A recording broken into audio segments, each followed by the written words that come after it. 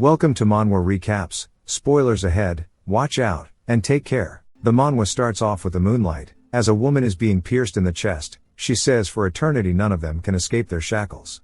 As a group of knights execute her, she says they'll be trapped and feel nothing but despair as she leaves them cursed. Then it jumps to another long-haired woman saying you will live only to be loved, and that they'll share the love they received, and truly becoming a kind and passionate person, then they will come to like her. The boy says that's nonsense, and it isn't even a curse. She laughs saying she can't cast curses.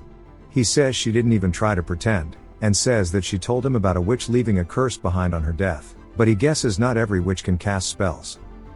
He stands up saying he wishes she'd stop acting clueless, and she pets his dog Cole, saying she's got no idea what he means. He says that she's definitely a witch. She asks why he thinks so.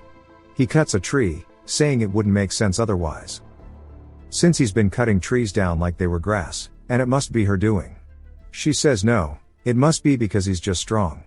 He laughs asking if she takes him for an idiot, then tells her to explain herself, asking why the trees are so easy to cut, and why she keeps visiting this mountain despite being a stranger. Before he finishes his next question, she says she can't come back for a while. He asks her for how long, and she laughs asking if he's going to miss her. Embarrassed, he says no, then runs off saying he has to go home. His next question was going to be why he only has nightmares when he meets her. We see a small house on a hill, as he runs back with his dog. He tells Cole to go knock his dad over, and the dad turns to see Cole attack missiling at him. The boy asks his dad why he's dazing around, and he says it's because of him. He says his smart son learned his trade, and took his work from him. The boy says he must be proud, and the dad jokingly says he's bored waiting around. The mother comes around saying he wasn't bored at all, and he was just yapping about how proud he was the entire time. The boy laughs, and while eating he mentions how the girl came to visit him again. His dad says that must be why his work ended so early. The dad says the boy calls her strange, yet it seems like she helps his work. The boy says it's weird, that someone he doesn't know is helping him, and he wonders if she has an ulterior motive, and maybe she's a witch. The dad says he heard a few things about witches when he was in battle, and he's heard they have the ability to rain fire from the sky, and overturn the earth. So why would one be playing around with him? He says he has no idea either. He says that she mentioned curses, and she told him about one that still lasts today even though it's been hundreds of years. His mom asks what kind of curse it is, and he tells them the story, but we don't get to hear it. That night while Cole is asleep, we see the boy in bed and he's having a nightmare. He always has it when he meets her. He meets someone in armor, and they slowly turn their head while amidst a field of corpses, and stare at the boy. They walk towards the boy, leaving a trail of bloody footprints behind. They raise their sword then stab the boy in his chest, which causes him to wake up screaming. Cole also starts to bark because of it. The boy calms himself down saying he's tired of this nightmare, and he tells Cole to calm down since everyone is asleep. He heads outside, and says the dream must be a curse from the witch. Then he wonders if it's even something she did. He says he should have been more specific. He starts to have a flashback, and we finally learn his name is Enoch, as the woman returns asking if he couldn't sleep. He says he had a bad dream, asking why she's still here. She says that she always meets him here at night. Then he asks her what happens to those who were cursed. She says he seems interested in that story. She puts her hand on the tree, saying it's a good place. There's a vast plain, a big mountain, and the forest is lush and fragrant. He asks why she's changing the topic. She continues saying not all of the world is good like this place, and there are wars elsewhere. And long ago a war had taken the lives of countless people, and one witch who became a victim cast a curse like she's mentioned before. But due to that curse those who roamed the battlefield were unable to take their armor off for the rest of eternity.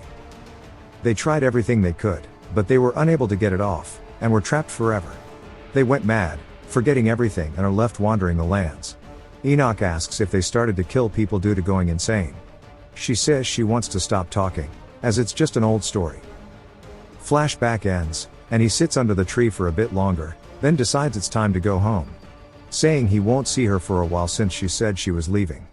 Cole turns around, and notices something, then begins to bark protectively, as we see a figure with a sword.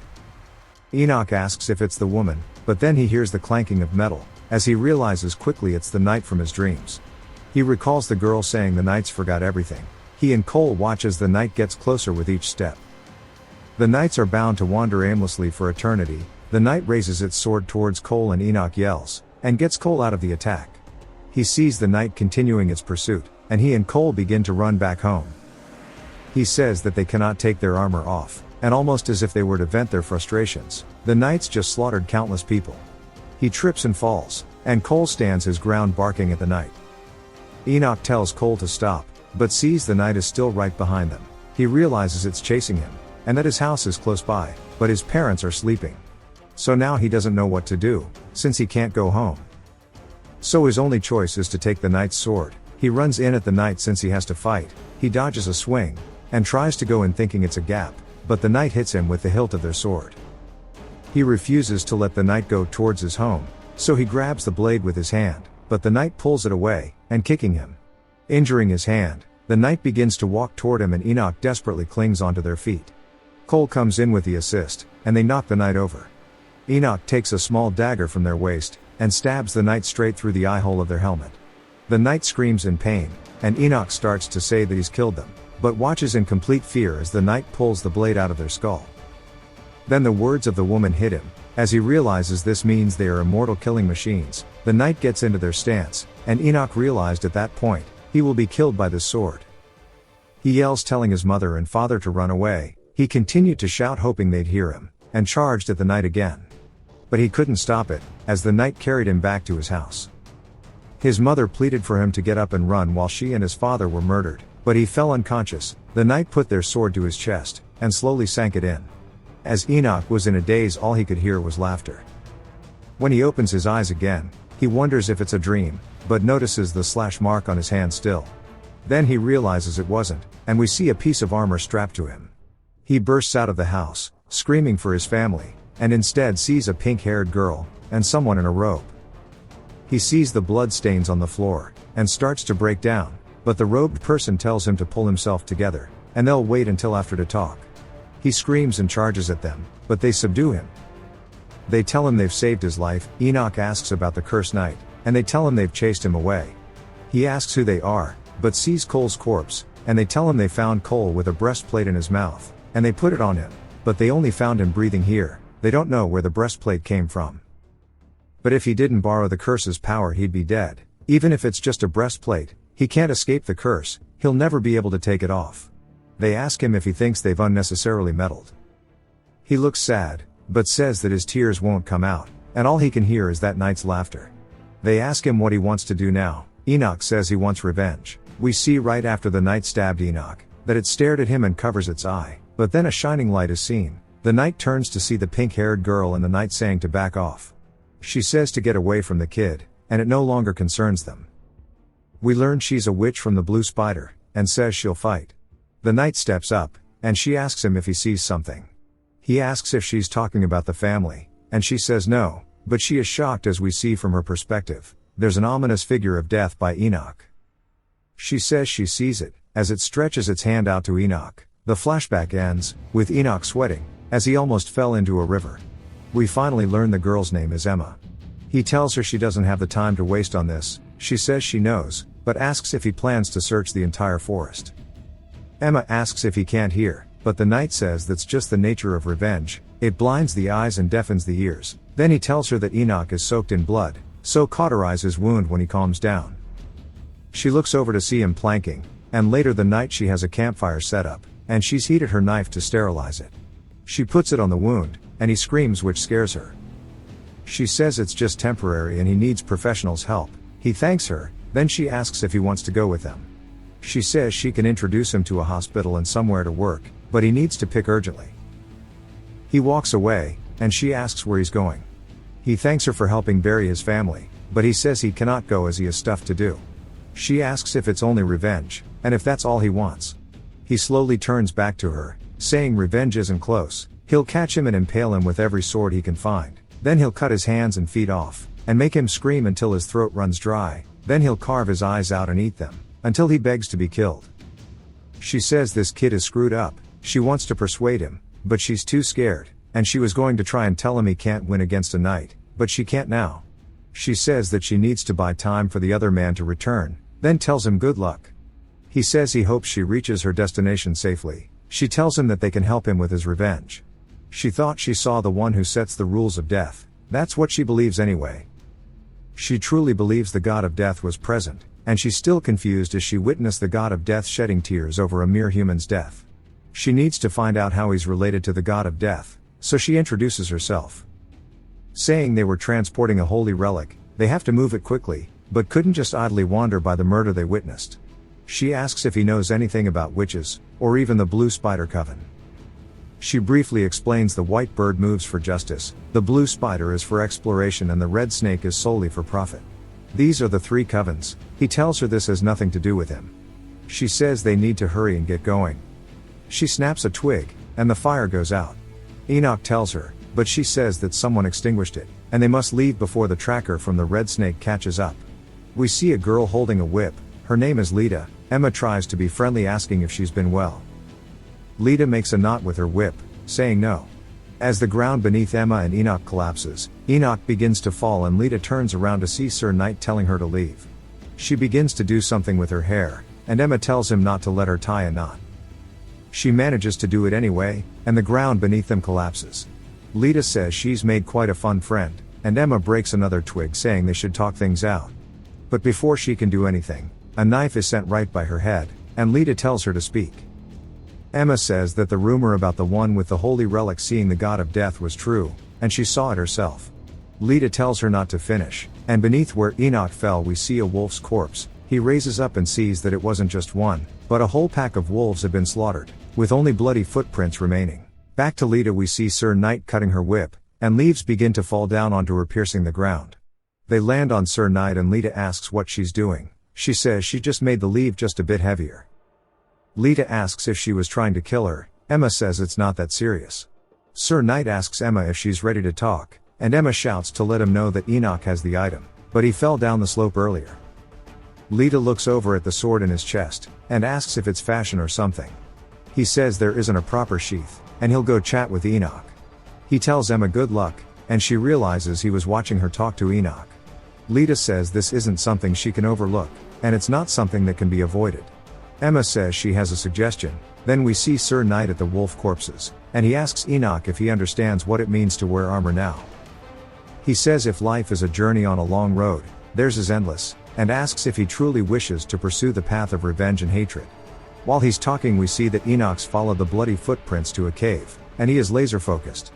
He says he's found it, and grips one of the swords from the wolves. But then he notices there's multiple pairs of footsteps. Sir Knight comes up saying it's quite chilling, and asks if he truly thinks he can fight like this. Then he warns him that inside the cave is a wandering order of knights. It's not just the one who killed his family, but more. He tells him he would just go in only to be in nothing but pain. He asks if he would be begging for death, but that'd be annoying since he cannot die. He says it's called a baptism. If you stab and slash the undying, it makes them mad. That's what it is. It's the only thing he'd receive from going into that cave. He asks if that's truly what he wants. Then tells him to become his squire, learn the sword and the logic of the world, and live his life. Enoch says understood, and says he will do that. He will learn all he can and live how he wishes, but he yells at all. Sir Knight says that he's being really loud, and Enoch says it should be loud enough to draw the knight from the cave. Sir asks if he truly thinks he can defeat a knight. Enoch says there's only one thing to do. Sir tells him to step back, saying that he must be planning something. From the cave we hear the sound of metal, as knights begin to pour out of it. Among them is the one who murdered Enoch's family. Enoch sees him, and yells saying he's here. Sir realizes now that Enoch's plan was to get Sir to handle the rest while he fought his attacker one-on-one. He decides to indulge it, and see what Enoch can do. As Enoch runs from his attack, he grabs the sword, and stops aiming at the knight's throat. The knight avoids it, and Enoch uses the momentum to swing the hilt and hits him in the head. The knight gets a little concussed, and Enoch pulls his bandages off, saying he can't die, until he kills him. The knight laughs, then swings at him again. Enoch grabs his blade off the ground, then pulls it, trying to pull the knight down, but he avoids it. He then pushes Enoch down, and with his dagger he starts to stab towards Enoch's eye, but a bright light is seen as the blade shatters into dust. We see Emma snapping a twig, as she saved Enoch. Sir comes over and kicks the knight over, and tells Enoch that at least now he understands how weak he is. Enoch's wound opens, and he grabs a twig, telling Emma to help. She snaps one, and he starts to make marks on the knight's helmet. Sir picks him up, and throws him to Emma saying to get out of here, and we see the knight has an X on his helmet. We'll call him X from now on. Enoch says from now on wherever he goes people will notice his marking, and he'll use the people of the world as his guides. He'll forever chase X, that mark is proof he's being chased by him. It's a curse of Enoch's doing.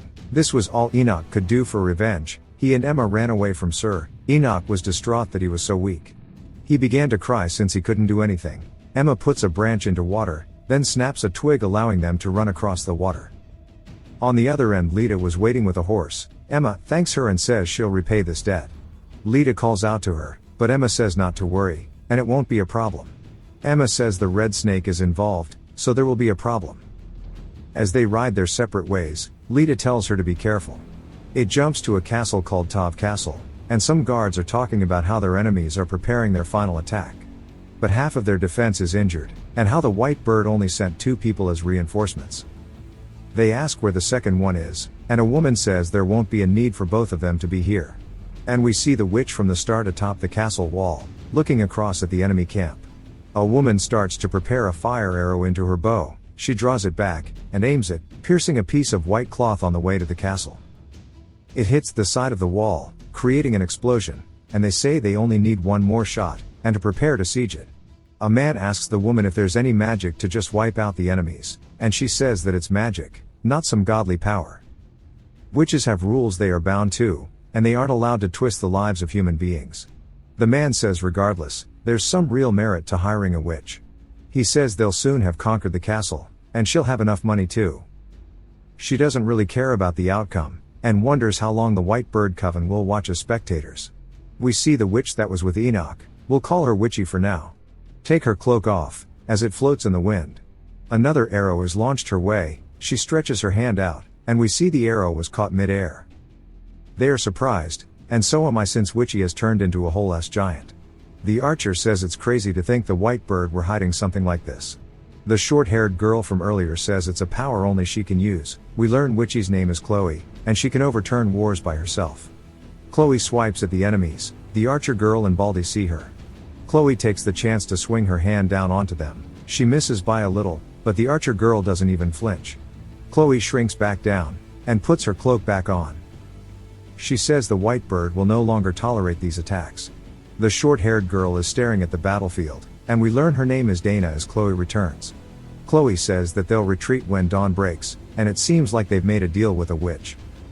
Which is why they were able to interfere. Dana asks if there's anything else. Chloe says she doesn't think there's anything left to do here. And she wants to go back and see Enoch, since he might be waiting for her. Dana says okay, and gives her a farewell hoping she stays safe. Chloe says that he's similar to Dana, and they meet at the tree all the time. It jumps back to Sir, who is clobbering some knights. We see he's taken 2 down and there's still 3 left. He and X have a WWE stare down, and Sir charges in with his sword. We see he went for X's other eye, and Sir says that's laughable. X turns around, and Sir says that suits him to flee. But it'll be great if he remembers Enoch since he has sins to pay for. Sir gets pushed back to the river, and says if they are gone already he doesn't have to fight these people anymore. Chloe returns back to Enoch's home to see blood, and the graves of his family. She feels outraged, and instantly hulks out yelling for Enoch. We see she isn't far from Sir. She sees Sir, and gets pissed. Then yells at him. Sir wonders if his time has finally come. Chloe shrinks back down and gets close, then punches Sir, causing him to spit up blood. She skips him like a rock across the river, and turns to the rest. She throws dirt into their eyes, but we see that the dirt begins to change form. It begins to glow red, then explodes on the group. Sir looks up, to see her, and reaches for the sword in his chest. He stops her from pulling it out, saying to unhand him. She says that she'll pull this out and stab his head instead. The sword begins to glow, then her arm gets blasted off. Sir stands up saying she's more rude than he thought. He says even though witches are granted powers that defy principles in this world, there is one domain they aren't granted power over. Even witches cannot control something that has a soul. Yet Chloe is able to grow to the size of a mountain or shrink, and even teleport. Also she can regrow her limbs. He grabs her arm, and asks what she sold her soul to. She asks what he did to Enoch. He tells her he put a breastplate on him, and the one who prepared the breastplate was her. He says he read the message inside of it, and we see a dying Enoch pleading to Sir to save his parents instead of him.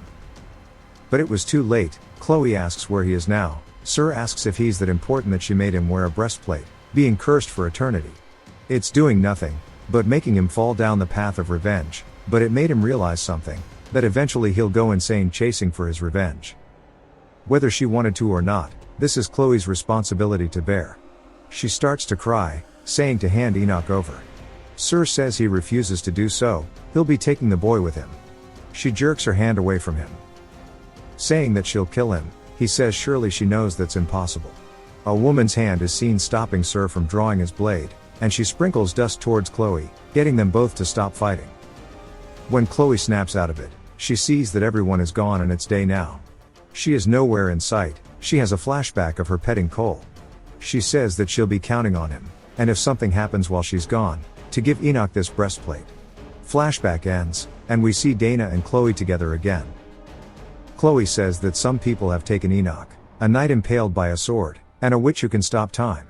Dana asks what happened, and she says that Enoch's lost his family, and she was here engaging in a meaningless war. Dana tells her to get it together. This isn't meaningless. They are on the path of preventing more wars. Chloe looks dejected, and says she'll be leaving the White Bird, as she needs to punish people. It jumps back to Enoch on Emma's horse. He wakes up and asks where they are, but she tells him to be careful moving. She says he was out for a few days, and thought he actually died. She tells him that Sir remained behind and bought them time to escape.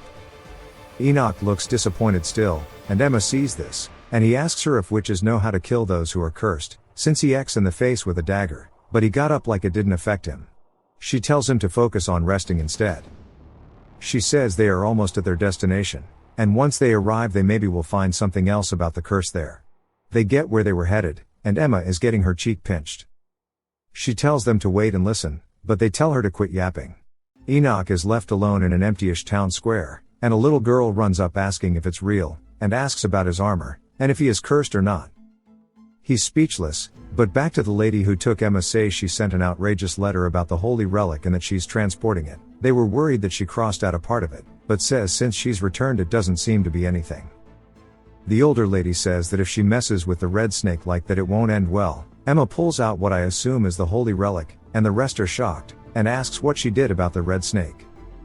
Emma says they probably know that she's here, and they say she's crazy and that she's making this all everyone's responsibility.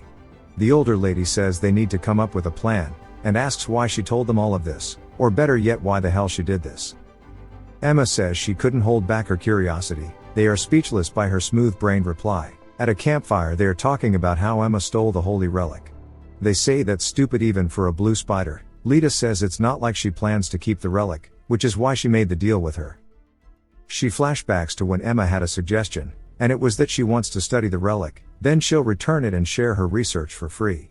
Lita asks what she'll gain from this, and Emma says it's for understanding. Another witch says it's not a big deal, though they've not made progress with the relic, but the reason was that they wanted to monopolize it. But if all of the blue spider is involved, they might gain something from this. Lita says there's one more thing. She tells them Emma saw the god of death. They find it interesting. It cuts back to Emma, and she says those who determine the rules of the world are gods. They begin to unravel the holy relic. And she explains the rules are why she breaks twigs. Each witch has their own rules to abide by. Gods grant them authority, and we see the relic as a skull. They say it's the holy relic of death, even though it looks like a skull. Then they ask Emma if anything special happened. She says she saw the god of death. They begin to suggest destroying it. The older lady yells saying they are dumb, and it's an item they stole, so they shouldn't damage it at all, and that Emma should keep in mind the responsibility for this. She says that since Emma knows they can only use their powers in a way they know of, and within the domain of their knowledge, so surely she must be thinking that if she knows more about death they'd be able to use their powers there too. Emma says exactly, they must know more about this. The relic will hold all their answers to death. If maybe they understand it fully, they'll overcome death. The older lady asks why they must overcome it, and that there are already those who've overcome death in this world. Emma says she must mean the knights, and the older lady says even she knows the insanity they go through just for overcoming death, asking if she wants this. Emma asks if she's truly not curious about overcoming it, and the thought of death is unfair and irrational. The old lady stands up, and gets angry. She sighs saying with the pursuit of understanding comes responsibility, especially for witches like them. She looks at the relic of death, The older lady wonders if the god of death wishes for them to reveal the rules they've established. Maybe that's why the skull was left here. She reaches out toward it, and another woman comes in calling for the elder, saying the red snake are here. The elder says to bring them in, and it jumps back to Enoch walking with the girl from earlier. He's surprised by where they are, and she tells him to follow her. He sneaks through a bar, and asks where they are going. She starts to light torches on the wall, and we see a chained up knight. Enoch is afraid. The little girl tells the knight to look, she brought someone else wearing armor, and that the knight won't speak to any of them. So she thought maybe bringing another armored person would help. Enoch says this is dangerous, and the knight looks up. He sees the chest plate, then breaks himself free of his shackles and walks towards Enoch. The little girl screams. Enoch tells her it's dangerous and to get close. But the knight grabs him by the throat, asking if he's met the one who harvests. Enoch asks what he's talking about. The knight is speechless. But lets out a chuckle. Enoch takes the chance to pull a spear out from the back of the knight, causing him to bleed. Enoch gets ready to use the spear, saying to stop laughing, calling him a murderer. He thrusts it, but the knight catches it and begins to squeeze tighter around Enoch's throat.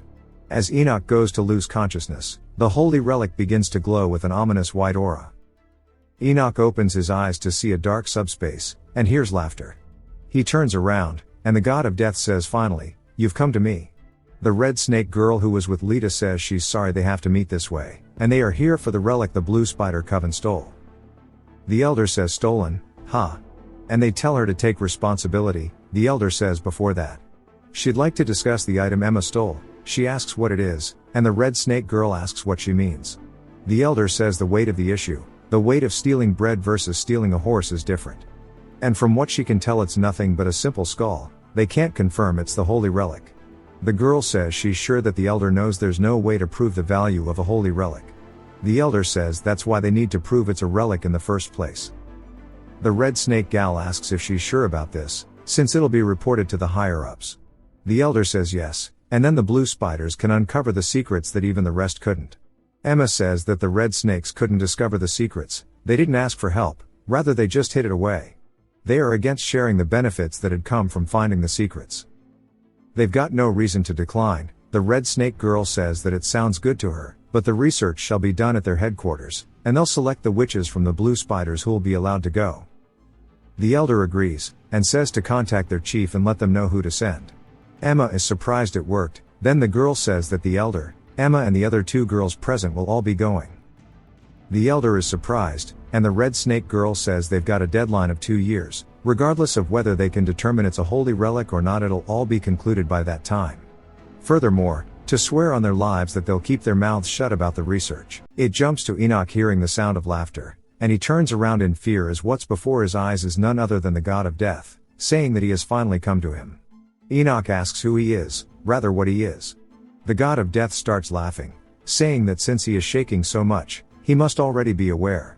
We see the god of death crying, saying that they are a being that everybody worships and fears. Enoch says it must be the god of death. It says correct, and that it's the beginning and end of life, and the harvester of fruit, and points at Enoch, saying as for him, he is bearing something quite troublesome.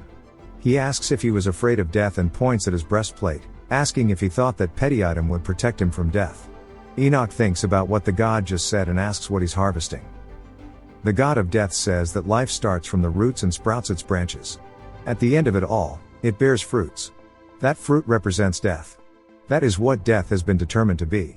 And as the one who has determined that the fruit born from life is death, that is why he is the harvester of that fruit.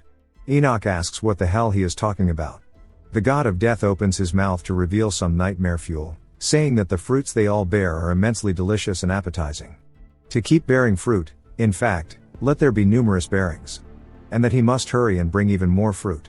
Enoch is speechless, and the god of death transforms into a wolf, saying he shall show him something interesting. Enoch opens his eyes to see his father, saying, a wolf shouldn't be residing in a place like this. Enoch is confused but says this is his first time seeing a wolf in real life. His father says that's right, and this area isn't usually inhabited by wolves, and he wonders how it arrived all the way here to die. Enoch says that he feels bad for it. His father laughs, saying that's only because it is dead, and he bets he wouldn't have said the same thing if he ran into one that's alive. And if he ever comes face to face with a wolf, either run away or kill it, as those are his only two choices. It jumps once more to his mother screaming to run away. As the night they were murdered by X, he sees a giant wolf laying behind his family. Enoch gets too wrapped into it, thinking that it's reality, and starts running at the night. But his mother hugs him, calling out to him, saying that he should have run away without even a second thought. Enoch begins to cry, apologizing to his mother, saying that he's sorry for being the only survivor. He continues to repeat this, and then he snaps out of it, back into the void area. The wolf before him begins laughing. Enoch asks what that was and what he showed him, and starts to get pissed, asking what he thinks he is doing. Then Enoch hears a familiar voice call out to him, and he turns as she says that she's relieved to see him still alive. Then it cuts once more to Emma screaming his name, trying to tell him to wake up. She says that she found a place for him to stay in a couple of days, and a carriage will come for him. And she's sorry that things turned out this way, but something urgent came up. Enoch asks about his mother, and she is confused, asking if his brain is okay, saying that she told him that she'd find a place for him to stay, and she'll write a letter so he can stay at Sir Conrad's castle. Then we see Emily enter, asking if he is okay. Emma tells her to take care of him, and that it's regretful that they have to split up, but she knows that Enoch will manage. She says they'll be able to meet again as long as they are both still alive. After Emma said this, she took her leave, and Enoch went back to the basement to search for the cursed one in order to ask him about the harvester.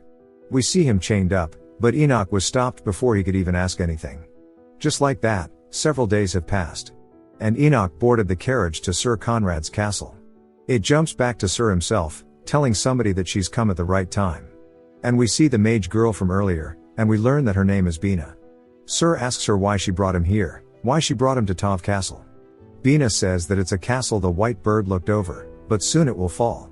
In order to prevent war, the White Bird tried to protect the castle that's located at the crossroads of the continent. But now it is going to fall and cause a war. Sir says it's hard to believe that a castle protected by the White Bird would fall. And Bina says that it's because there's been a change. And explains how they met for negotiation. And we see the Archer lady standing before Dana. The Archer lady stares at her, and Dana waits for her to open her mouth. Then she asks if they should relight the flames. As we learn that Chloe was gone and that she left the White Bird because of a young boy. And as a result of her absence, the castle will fall. She had to leave because she found what she really needed to do. Sir asks what happened to the boy, and Bina says that he will be under the care of an old man in a remote area. Sir says that it must be Conrad. And that he has to write a letter as he is going to be very busy preparing for the war. Bina sighs and says from now on, there's a lot of work awaiting them. And she looks off, saying that due to the tragedy that had fallen one young boy, everything has been set in motion. It jumps back to Enoch and Emily as they are sitting in the carriage. He asks her why she came along. She says that she wanted to learn about the world. It cuts again, this time to Sir Conrad, asking Enoch why he's here. Enoch tells him that he lost his family, and Sir Conrad says that he's not interested in any of that. He just wants to know why he has to take care of Enoch. Enoch tells him that Emma sent him here, and he asked who Emma is. Emily explains that she's a witch from the Blue Spider, and that she was the one who sent them here, asking Conrad if he did not receive a message. Conrad says that he is saying why the hell he has to listen to the request of one tomboyish witch. Enoch bows, which surprises him. And he says that he can bow as much as he wants, but it won't change anything. And Enoch tells him that he'll take his leave, and then begins to walk away. As he gets close to the door, they hear it close, and Emily is speechless. Conrad then asks her if he really left. It's now nighttime and, we see Enoch by a campfire, saying that he's unable to die due to the chest plate, but it's not enough and that he really needs to learn how to fight. As we see wolves appear from the bushes, looking down upon him at his campfire. Then we see Conrad with a torch telling everybody to search for the area, saying it's a young blonde boy. There's no need to put themselves in danger if they encounter some beasts to escape first. He asks Emily if he really entered the woods by himself, and Emily says yes, and it's been a while, but he is yet to return. One of his men tells Conrad that there's something at the bottom of the cliff. They all start making their way down the cliff, and then Conrad is surprised. As we see Enoch covered in blood, with a wolf's corpse over him, and the remaining two being heavily injured. Conrad calls him crazy. Conrad says that it seems like he really wants to die, seeing as how he stayed in the woods at night knowing there were wolves, and then he was barehanded.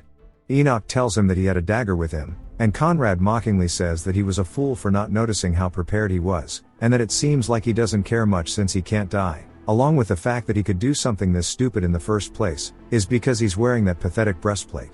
Enoch is surprised but says truthfully yes, even if he's being ripped apart by them, he won't die and he'll end up winning by stabbing them with his dagger. Conrad laughs at him, saying look at him running his mouth even after the pathetic show he put on. Enoch tells him that he's only running his mouth because he won and made it out alive. Conrad sighs and they sit there in awkward silence. Enoch then bows, telling him good night. Conrad tells him to wait and Enoch asks what he wants from him. Conrad says that he doesn't have anywhere to go and Enoch suggests that he can just go back to the woods. Conrad tells him to shut up and the awkward silence is back. Enoch waits for him to say something, then Conrad says that it looks like he got something troublesome in his possession. And he asks Enoch if he knows how to read and write. Enoch says that he doesn't. Conrad asks if he knows how to hunt or farm or make some way of a living. Enoch thinks about it and says that he thinks he can figure something out. Sometime later at his castle, we see Conrad writing a letter, saying that he's heard the news that their nation is unstable due to the war. And they are located on the outskirts, so it's hard for them to see it for themselves, but nonetheless, it doesn't seem like an issue that will be resolved so easily. And that it has been 2 years since Enoch first arrived at his place. Although Emma occasionally sent mail, it has been a long time since they last heard from her. And throughout this time, he has taught Enoch everything he possibly could. Whether that be farming or other labor work such as hunting. Also how to talk to women. As we see Emily and Conrad watching Enoch lay down some groundwork. And then the girl runs away, saying that she'll stop fangirling. Conrad and Emily wonder what he told her, and he said that he's in the middle of training, so she should stop bothering him. Though the results for Enoch were not particularly great. Either way, 2 years flew by really quickly and Enoch has grown into a respectable 16-year-old. In fact, he's getting excellent results in a certain field. As we see Conrad telling him that he needs to move his sword with more fluidity, like water. We see them practicing. Until Conrad forces his blade down, then he puts his blade to Enoch's throat and Enoch says that he's lost. Conrad says that he knows Enoch doesn't believe that since even if he were to be stabbed in the throat, he could just keep attacking and win. Conrad says no, and exactly 2 years ago he wasn't able to accomplish anything, even though he fought with the intention of dying. Conrad says that he's not confident he can convince him. Even though he's a teenager now, he is still very young and when told to live like a normal person, he wouldn't even reply and would just wallow in his thoughts. But there's nothing he can do about it. Still, Enoch has reached a level where he could be used as a squire. He has not forgotten his words about him telling him to become one and he is waiting for his call. He tells whoever he's writing to that it's a relief they aren't able to experience the chaos of war with their own 2 eyes. After Tav Castle had fallen, the nations that were secretly desiring war got up in arms and the whole continent was engulfed. There were also those who were struggling and fighting to put an end to this war. As we see Sir and some men on the front lines, a meteor starts to descend from the sky. Sir looks up and sees it and calls out for Dana, who has an eye patch now. She pours some water from her bottle and once it touches her finger. Sir swings his sword and we see it extend enough to cut the meteor. Sir says that he is working with the white bird and together with them they've been running around from place to place. We see a flag with the king looking over the battlefield and Dana quickly tells Sir that they are the ones who demolished Tav Castle, the kingdom of Malkuth, and that it's their main army. Sir is surprised that the king himself came out and then watches as he turns to leave. Sir mounts his horse telling Dana that he's going to follow the king so make a path for him and she says that she understands. Sir begins to ride through the battlefield until his horse catches an arrow to the throat and falls over. The king then approaches him, saying that he's impudent as he abandoned the battlefield and came to chase his prize, calling him a cursed knight. Sir tells him to recall his soldiers, as too many people who have lost their lives. The king clicks his tongue, asking if he's come here to say something so petty and to follow him as he has something to show. Sir asks if he plans to cover the entire nation's ground with blood and warns him that there is nothing left to gain from this land through fighting, so to end the war and let them hear his demands. The king says that he decides what he chooses to gain or not, and to stop his pathetic speech and that his message for him can be found deep within this cavern. Since he is somebody who bears cursed armor, he thinks he might be able to understand and then asks if he knows about the harvester. Sir is surprised and the king says it seems like he has made his presence known in the land. Sir quickly draws his blade on the king and we hear it hit armor, and Sir says that he sees what he has under the cape of his and that the king of a nation is nothing but a slave of death. As we see, the king is also a cursed knight as he takes off his cloak. He looks at Sir, saying everybody's a slave. The tree that grows upside down uses blood as its nutrients and when its root points the harvester shall manifest in this land. As we see an upside down tree inside of this underground cavern. The king says that the god of death will come to this land, and thus in order for the roots to grow, there must be death. He begins laughing while leaving. Sir stands there and thinks about what he said, and how the hell the tree is doing that. We see that his letters that he exchanged with Sir Conrad, he was telling him to get Enoch ready. Sir says that he has to find Emma and he has to confirm with Enoch what it is that he saw. It jumps back to Enoch, who is riding on his horse lost in thought. He starts to flash back to Conrad asking him if he understands. Since he is so determined to become a squire, he needs to quickly find Sir and serve him. Enoch asks if he is going alone, and Conrad asks if a squire is meant to have his own squire. As long as he keeps a good head on his shoulders, it won't be difficult even if he is traveling alone. He tells him not to get distracted and make sure to move towards his goal, and that he can't stray from his path and must follow the map exactly. He asks Enoch if he understands. We hear Emily asking Conrad if she thinks Enoch will be okay, and he asks if she wants to go with him. She says that more than that, she is just worried about his obsession with the cursed knights, and that he will always be searching for a way to kill them. And that if he runs into one, he will do his best to fight him. Conrad looks worried about it because she is right. And then back to Enoch, he says first he has to find out about the whereabouts of the X-marked knights. As we see Conrad in his castle telling Emily to pack her bags, we see Enoch refilling his water pouch while he is resting at a nearby river. We see 3 people watching him, and Enoch spots them as well. He looks up to see them across the river from him and asks them if he can help with something. One of them raises his hands to reveal his spear and throws it at Enoch, saying to drop everything he has and get the hell out of here. Enoch asks if this is really what they want to do, saying it's only been a couple days, he's already run into an enemy, and that this is a great start. The men start laughing at him. Enoch is confused, so he asks them what's so funny, as we see a man running from behind.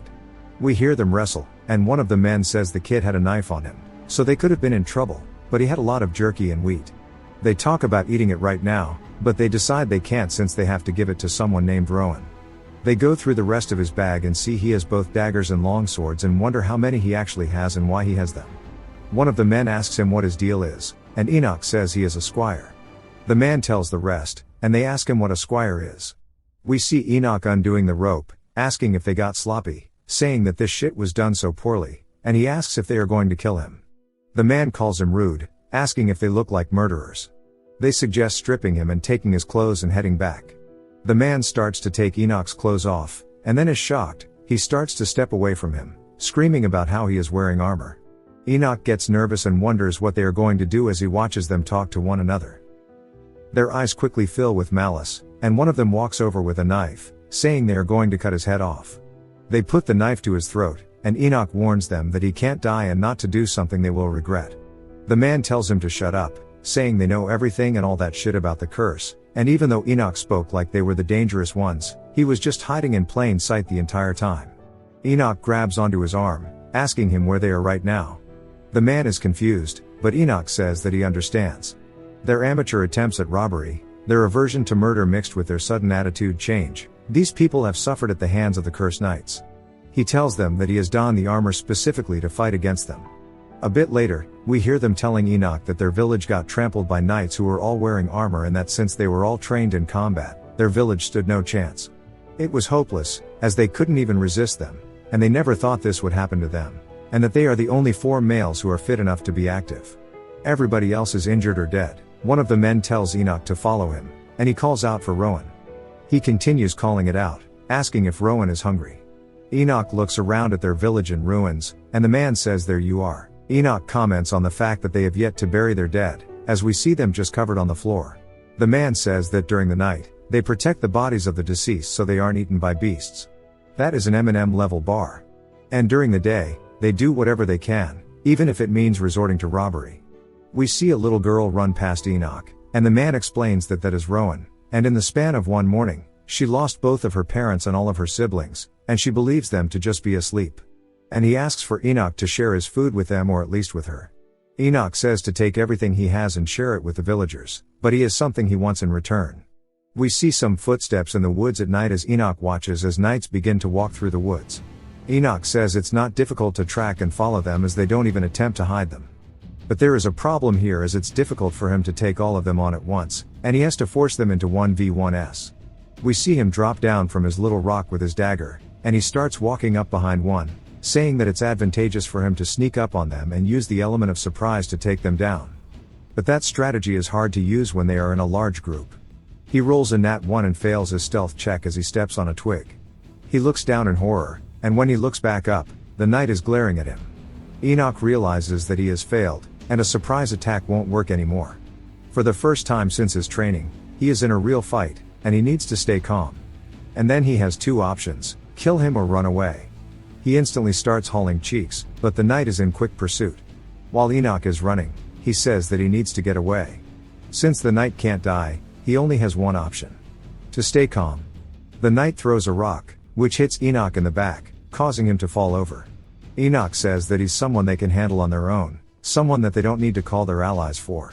At least that's how he needs to appear to them, as we see his eyes full of determination. As soon as the knight goes in for a swing, Enoch jolts up from the floor and charges in with a headbutt. He quickly grabs onto the knight's arm and follows it with a judo throw onto the floor, which makes a loud sound. Enoch realizes that it was probably too loud and grabs onto the knight's leg, saying that he can't take on multiple enemies at the same time. Before he takes them on, he needs to isolate them. He throws the knight down the cliff below. As he looks down and sees the knight instantly stand back up, we see Enoch quickly join him. He grabs onto his equipment from a nearby tree and puts it on, as this was all part of his plan. We see the villagers all saying that he actually managed to bring one of them and that the real fight starts now and they need to pay attention. Since if Enoch falls here, it will be their turn to step in. Enoch looks at the man's weapon, which is a mace, saying that he doesn't even want to imagine how it would feel to be hit by that. But he draws his blade and dagger and wonders if he lets him swing or if he tries to stop him first. They have a WWE stare down and Enoch decides that he'll go in and bait the knight into swinging. As soon as the knight goes for a swing, he'll backpedal and counterattack, but after Enoch creates distance, he sees the knight still has his hand in the air and then he slowly lowers it down. Enoch realizes the knight is also reading his actions. If he gets hit anywhere like his hands or shoulders, they'll be damaged or even broken. The knight asks him if he is afraid, saying that he sees he's a man who was trained, asking where he is from. Enoch asks why he cares and the knight says so he can go to where he's from and kill everybody there. Enoch asks why he would do such a thing and the knight says it's because he doesn't die. The villagers start to get angry, but another one of them tells their others to remain calm, and Enoch asks where he is, the one with an X on his helmet. The knight has no clue and Enoch says that he doesn't care anyways, this is all part of his process. Even if he were to find him, it would be meaningless if he's not able to do anything, just like last time. Enoch lowers his stance and the knight taps his mace with his hand, and it quickly swings it towards Enoch's face. Enoch avoids the attack and rears his blade back, thrusting it into the knight's chest. The knight grabs onto his blade while raising his mace into the air. He then starts to slam the hilt down to break Enoch's arm, but Enoch quickly uses his dagger to stop the attack. Enoch then creates some distance and readies his other dagger. The knight takes Enoch's sword and throws it on the floor. Enoch begins to lock in. The knight raises his mace into the air once more and goes to swing down on Enoch, but Enoch quickly stabs him in the armpit, causing the knight to miss. Enoch then leans in close and stabs behind his knee. The knight kicks Enoch in the face and swings down on his head, but Enoch rolls out of the way. Enoch grabs onto the knight's arm, restricting his movements. The knight goes to reach for Enoch, but Enoch quickly starts kneeing his arm, causing him to drop his mace. Once he does, he starts to use the knight's own weight against him to push him to the floor and then screams for the villagers. All of the villagers quickly run over as Enoch is laying atop the knight. We see Rowan is the first to go in and the old man is confused, asking why she's here, saying she followed them. She then grabs Enoch's blade and screams while swinging at the knight, but she hits his arm, not causing any injuries. Enoch quickly tells everybody to take the weapon away, along with getting Rowan out of here. She starts screaming while being carried off, saying that she's going to be the one to kill him. Enoch sees her crying and realizes that she's not that different from him, and he starts to feel empathy. The knight begins to laugh and then starts screaming how he can't believe there are still survivors. Enoch puts a knife into his mouth, telling him to shut up, and the man is silent. Enoch tells him that the people he stepped over are finally here to get their revenge. We see blood and Enoch looks up at the cliff, saying they probably heard him yell, and that the others are probably going to come here, so they need to change locations. Also to make sure to tie up the knight so he can't move and that the ropes aren't loose. In the cliffs we see a giant explosion. Enoch is waiting below but wonders what's going on up there. We see some knights on the ground. As we see a woman standing on a rock above them, it's none other than Chloe. Some people start calling out to her, telling her to come back to the white bird, but she says she's sick of it. They continue trying to get her to come back, saying that the war is only getting worse and that she may be able to stop it. She tells them to shut up, asking if they're incapable of doing anything without her. She asks if they even understand what she lost while she was dragged out to that war. They tell her that it's not like they've been doing nothing. There's a thing called priorities, and turning her back on the war is a sin. She asks how that's a sin, saying that leaving these bastards free to roam is a sin, and then begins to walk away. One of the girls tell her not to make them an enemy, and she tells them that for somebody who claims to uphold justice, in the end they still resort to threats. They tell her that they will always do what is necessary for the sake of justice. Chloe glares at them, and then something catches her eyes. As we see Enoch lurking by the bushes, she says it looks like they have a visitor. Enoch recognizes that it's a witch, and then Chloe instantly vanishes, and he looks over, realizing that she disappeared. He doesn't recognize her since it's too dark for him to see her face. He wonders if she caused all of this. Enoch hears footsteps behind him and then turns, pointing his blade at a man who asks him who he is. Enoch says he could ask the same and ask the man who he is, but the man grabs onto his blades, asking him if he wants to die, saying he asked first. It flashbacks to Chloe walking away as her cloak floats through the air, signifying that she had left the white bird after what happened to Enoch. The white bird lost their hidden weapon, even though their first choice would be to get her back. They would rather get rid of her than let her fall into someone else's hands.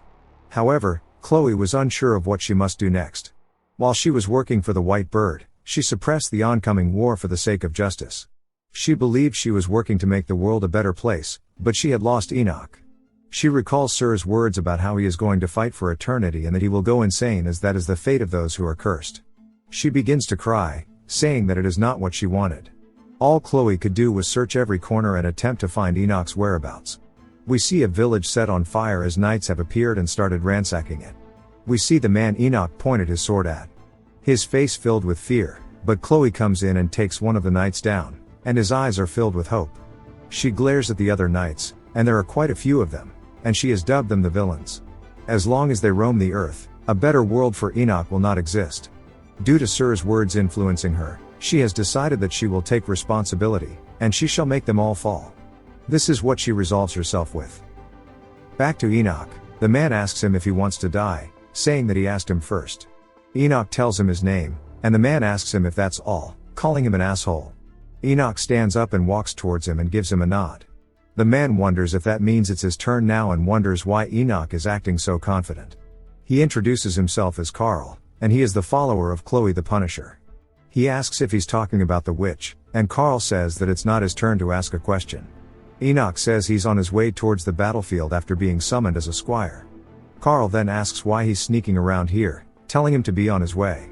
Enoch tells him that there's a cursed night, and it would be best to turn back. Carl tells him that's why he is here, to clean up after that mess. As he said, he is a follower of Chloe the Punisher, asking if he saw it, and that he is here to get rid of these guys. Carl then says if his destination is the war, then his destination is the same as these guys. Enoch asks if that means that's where they are heading towards the battlefield. Carl says that's right, and some of their followers got information, especially ones like these who move in groups. The knight stands up, and Carl turns around and punches him, screaming not to scare him like that. Enoch recalls how X also had a group. Back to the knight who was tied up, the villagers ask if they aren't going to take him with them. They decide to come back when it's daytime. Enoch thanks the villagers for helping him, and they tell him that it's nothing deserving of thanks, and they are sure he has a long road ahead of him, asking Enoch if he'll be okay. He thinks about it, saying that he lost his family to those bastards, he's not going to be okay. However, he does not wish for Rowan to become like him. The man tells them that they'll take good care of Rowan, and Enoch tells them that he'll come visit in the near future to get his horse and luggage back. We see Carl and Enoch walking through the woods, and he brings up Chloe the Punisher. Carl says that she hunts down the cursed ones and restrains them, and her followers help out and firmly believe what she stands for. Among them, there are people who have lost their families or their villages, and they banded together because they want to get rid of all the knights. Enoch says that he is the same way. Carl says that he heard him back there, asking why he said that about Rowan, asking if he wanted revenge too. Enoch tells him that it's because it seems dangerous. Carl says that he's a dull guy. They head back to a tent, and Carl tells his granny that he brought someone here. A woman tells him to be quiet, and he says that she's already asleep. The woman asks who's with him, and Carl says that he met him while out. Enoch then asks about the granny, and Carl says that she's a granny witch, and he's tired of answering his questions, so he can talk to granny in the morning, and feel free to sleep anywhere. We see Enoch in bed, and after he falls asleep, he says he's having a dream he hasn't had in a long time, a head that slowly turned towards him, along with countless corpses below him. Enoch says it's a horrible sight. Through the sea of corpses, the knight walks through it, towards him, coming to pierce his heart. Enoch begins to sweat, as the knight raises his blade. He starts to thrust in towards Enoch, but Enoch says a new scene has emerged in his dream, as someone stands in between them in order to protect him. Inside of his dreams, he knows her name, and he calls out for Chloe, pushes her out of the way, and then he jolts awake. It cuts to a swamp, as we hear the archer lady calling out for the cursed knights, saying that they desire liberation and rest, rather than death, and we see she tells them all to raise their swords in the name of the red snake. She tells them if they do so, the god of death itself will come to them and give them whatever they desire, and throughout it, they shall receive what they want. We hear Chloe saying that they are wrong and that they are undeserving of rest. As she instantly turns into a giant, slamming her hand into the middle of the group, she starts smushing them like ants, and then swings her hand, knocking a lot of them away. The archer girl calls out to Chloe, asking how long she'll continue to vent her anger. Chloe shrinks down into her face, asking what she means by venting her anger, and says that the red snake would benefit from stopping their useless behavior, if they don't want to be on the receiving end of her anger. The archer looks at Chloe, telling her to turn around and to take a look at the knights, even if their entire bodies break down. Even if they bleed out to the point there is not a drop of blood left in their body, they will stand back up. Since they possess the holy relic that can lead them to death, if she wants, she can join their side. Chloe says the harvester, and the archer girl is surprised that she knows about him. Chloe bluntly asks if that's what they were trying to summon. It jumps to Enoch trying to get Carl to wake up, telling him that it's morning and he needs to meet Chloe. When he met the god of death, he also met the same girl then. And now she is in his dream, and he knew her name. Every time he met that stranger in the woods, he would have that dream. He tells Carl that he thinks he knows Chloe. Carl wakes up, calling him an asshole, asking if he has to bother him all day and night. Enoch says that last night if he didn't hide himself and instead showed himself to her, she might have recognized him. Carl says as if, and to just get in line as they all want to meet her too. Enoch is confused, saying that he thought they worked with her, and she says they're followers. It's a little different from working with her. The girl from last night says that he's right, as it's not easy to meet her, and Chloe is always vanishing in and out of places. Then we learn that the granny is awake. We see her laughing, and Enoch is surprised to see her. The granny asks who he is, and Carl tells her, saying that he wants to meet Chloe. Enoch asks about her armor, and she laughs, saying that it's from a long time ago. Carl tells Enoch to take a seat, as this is going to be a long conversation. The granny says that there was a time when she was young and pretty just like this girl here.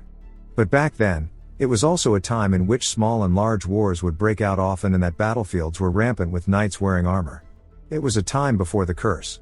The world was filled with the sound of swords clashing. Battles lasted a long time, and as a result, witches started to get involved in the wars. They greatly changed the flow of battle, and everybody was forced to quickly catch up with the changing times. How they decided to adapt was to start hunting witches that either joined the enemy sides or had rejected joining theirs. It is said that the curse we have now was left by one of those witches who fell victim to the hunting. It was hard to believe that a single curse could spread so far across the world. It was impossible to believe as it was something that could not logically happen. Carl says that's why Granny tried wearing the armor herself. They all sit there in silence until the granny begins to laugh, saying that it's because it is said that a witch's power cannot infringe on the domain of the soul. Back then, not a lot was known about the curse. There were even rumors that it was a god's doing, not a witch's. However, even Chloe's powers defy the rules of law. If her powers are possible, then there must be exceptions, such as a method that would allow one to take off the armor.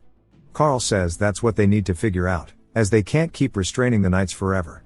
The younger girl says that's why they've been conducting experiments. First, they found it's impossible to take off the armor, no matter what kind of strength is used. Initially, you can scratch and leave marks on the armor, but after a certain point, even scratches cannot be made. Enoch recalls leaving a scratch on X. The girl continues, saying that even if you cut their joints by attacking through the armor, it will just take a little bit of time before they move again. The time isn't long enough for it to seem like they're regenerating. Rather, it was enough for it to seem like they momentarily passed out from the shock and woke up again. Thus, even if we say that they revive, their bodies aren't actually healing. They're just continuing to move, even with their joints being disconnected. Carl says that it will be helpful to keep that information in mind as long as he's seeking revenge, more so if he's moving towards the battlefield, as he never knows when he'll come face to face with them again. Then Carl asks why he's even heading to the war in the first place. Enoch thinks about it and asks if he can travel with them. He says that he will return to the village and get his horse and belongings. It jumps to Conrad saying there's no doubt that something happened. They took off shortly after him, so it makes no sense that they weren't able to catch up to him. Emily laughs, saying that means what they were worried about really happened. Back at the village, Enoch asks where everybody is, saying he's here to get his stuff back. Then he comes to a standstill as his face is struck with horror as he sees the knight from the forest slowly turning at him, showing everyone's bodies on the floor. Enoch asks the knight why and begins charging at him while screaming. We see the knight grab onto his mace and turn around, readying himself for Enoch. As Enoch starts to get close, he swings. Enoch watches as it gets close, then quickly evades the attack, going for the knight's legs. But the knight avoids him, causing Enoch to fly past him and roll onto the floor. The knight chuckles, and we see Enoch laying atop the villagers. He stands back up and looks down at the floor, asking the knight why in the world he would continue to kill others. The knight says that they have already discussed this, asking if he is unable to understand. Enoch asks him why he thinks he'd be able to understand him. The knight thinks about it and then asks him what a hungry man desires the most, saying without a doubt the answer is food. He continues this analogy, asking him what he thinks a man who cannot die would want. He tells Enoch to take a look at their faces, saying they look comfortable and peaceful, and life is fleeting, and pain is only momentary. In death, they finally obtain peace. He smiles, saying that it's such a wonderful sight. Enoch tells him to stop, saying that he is disrespecting the dead, and calls him a lunatic. The knight begins to laugh, asking how that is disrespectful, saying that he too was afraid of death in the past, but that was a very long time ago, and now he thinks a little differently. People who fear death are foolish. Enoch quickly throws some pocket sand at the knight. The knight raises his hand to block it. Enoch comes in with a rock and smashes him in the face, as the knight hits him in the stomach with his mace, trading blow for blow. Enoch realizes that there's a corpse missing, as Rowan's corpse is not there, so she still may be hiding here, and he should try to lure the knight away. But if she already has tried to run, then maybe they'd run into her if he left. He thinks about it and looks up, spotting her off in the distance. In his mind, he's screaming no.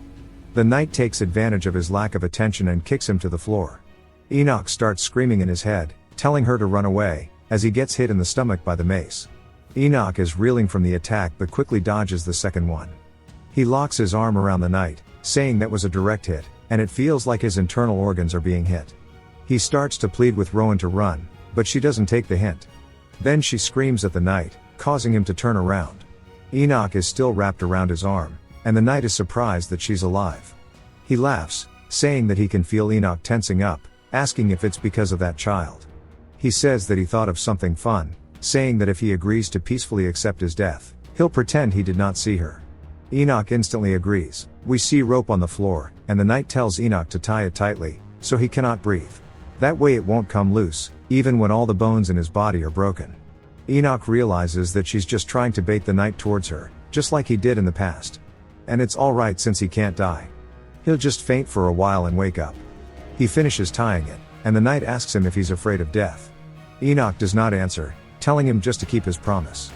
He pulls the rope taut, and the knight laughs as Enoch begins to cough. The knight calls him idiotic. As Enoch is looking over, he is instantly back into the void realm. We learn that it is called baptism, a formality that occurs when someone arrives at death without actually dying. In other words, an opportunity to meet the god of death. The god of death says that when death has enacted upon the ground, the humans tread on, he directly descends upon the earth to harvest his fruit. However, Enoch is not like the others. He is purposely attempting to evade death. He rejects his fate and dons that petty armor that seals his soul and that he is undeserving of death. Enoch realizes that this is an opportunity and that he can't miss this.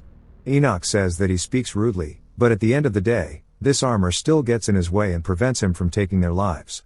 Asking if death is really this easy to defy.